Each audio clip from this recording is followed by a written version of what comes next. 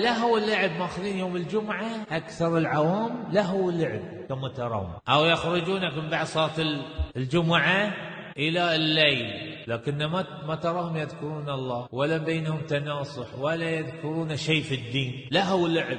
فالله سبحانه وتعالى ما جعل اليوم هكذا كما حال هؤلاء العوام، ولذلك ترى الصباح ازدحام، الظهر ازدحام، العصر ازدحام، بالليل ازدحام في ذي اليوم، بس يذهبون للمجمعات واللهو واللعب وكذا. فطالب العلم ما يكون هكذا، والمسلم الحق ما يكون هكذا. فهذه اليوم يوم عظيم عند الله سبحانه وتعالى، فلا بد على المسلمين أن يعظمون هذا اليوم. والتعظيم ليس بالكلام، لا، بحمد الله سبحانه وتعالى والشكر على هذه النعمة وعلى تطبيق السنن كما بينت لكم، وممكن قراءة القرآن وحفظ القرآن، وبالإجازة هكذا تكون لحفظ القرآن وقراءة سورة الكهف وما شابه ذلك ما بيناه.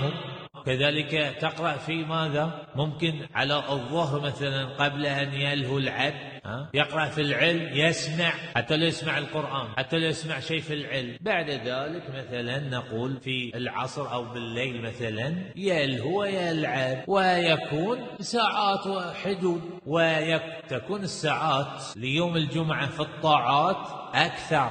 وبينت لكم كثيرا أن ما في بأس للمسلم أن يلهو ويلعب كما بينا في أحكام اللعب الرياضة، ما يكون كله لهو. اليوم يمر عليك يوم الجمعة لهو أو أكل أو ذبايح أو غير ذلك، فليحذر العبد في هذا الأمر كل جمعة. فلذلك لابد واحد ينتبه لهذا اليوم ما يفوت. ويوم الجمعة لا تقول اليوم الجمعة هذه بعوض أنا جمعة جاية مثلا، لا، الجمعة التي تذهب خلاص ما تعود لك، الصحف طويت لك ولغيرك، ولينظر العبد ما تطوى هذه الصحف فيها، أما حسنات أو سيئات، فينظر الناس أو لا كل لهو، السجل كل لهو لعب. فلذلك يحذر طالب العلم عليه يكون مثل العوام. فما دام الله سبحانه وتعالى يعني خص هذا اليوم بأمور أنت لابد تهتم فيه اهتمام كبير وتخص بأشياء